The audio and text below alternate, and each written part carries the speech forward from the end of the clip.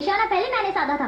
हटो तुम दोनों, क्योंकि इसे मेरी उंगलियों ने चारों तरफ से घेर रखा है और हमारी उंगलियों ने तुम्हारी उंगलियों को चारों ओर से घेर लिया है। एक पैटीज के पीछे तीनों कुत्ते बिल्ली के जैसे क्यों लड़े जा रही हो? इससे बेहतर बंटवारा करके आपस में खा लो। मगर माँ, ये पैटीज पिताजी मेरे लिए लाए थे, इसे तो मैं ही खाऊंगी।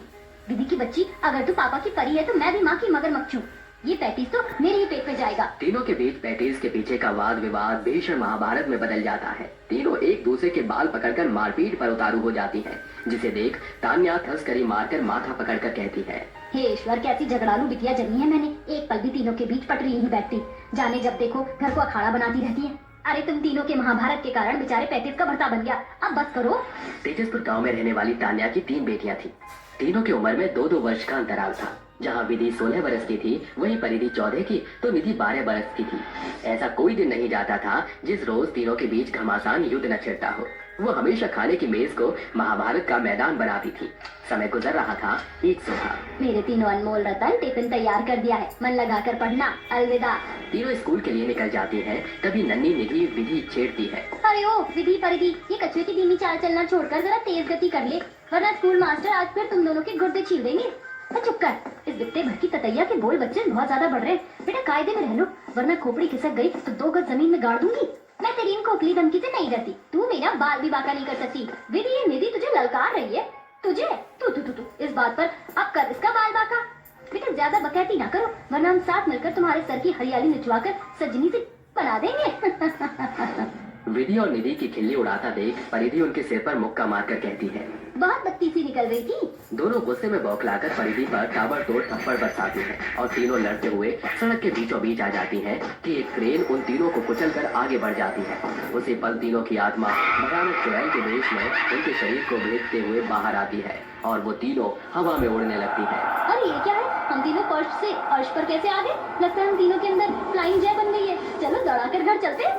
तीनों चुड़ैल बहनें तेज तूफान को चीरती हुई घर का रुख करती हैं, जहां तान्या कहती है, इतनी सांझ हो गई, जाने मेरी बिटिया कहाँ रह गई है?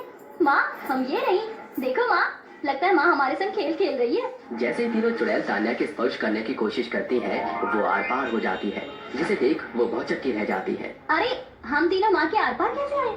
कहीं हम तीनों पारदर्शी तो नहीं हो गए? अचानक गांव में रहने वाला हरिया हाँफते हुए आकर तान्या से कहता है, अरे भाजाई, गजब हुई गवा। अरे क्या ही हो गया हरिया?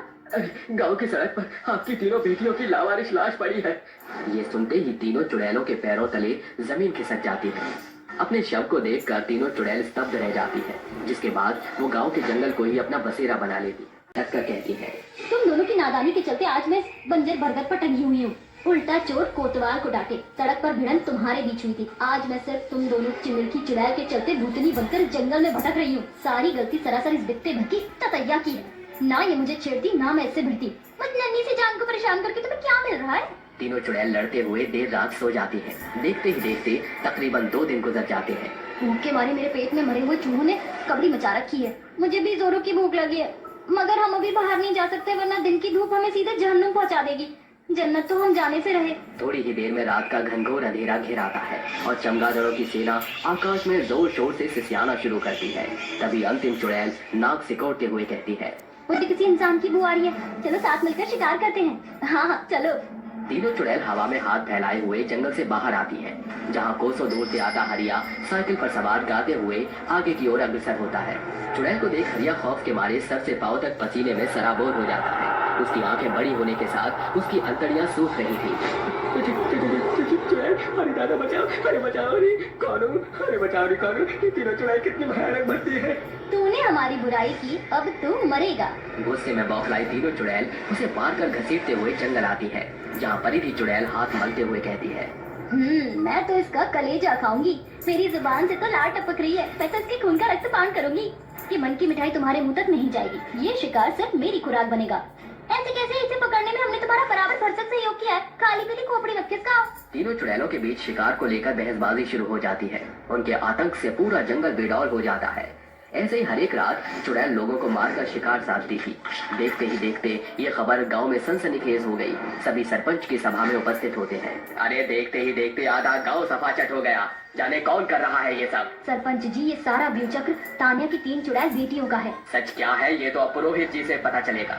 सभी जन पुरोहित के पास आकर सारा मामला बताते हैं, जिसके पश्चात पुरोहित जी अंतर्ध्यान होकर कहते हैं, सत्य है, ये अतृप्त आत्मा उन तीनों चुड़ैल बहनों की है। पुरोहित जी, इन चुड़ैल बहनों से बचने का कोई तो समाधान होगा। समाधान तो है।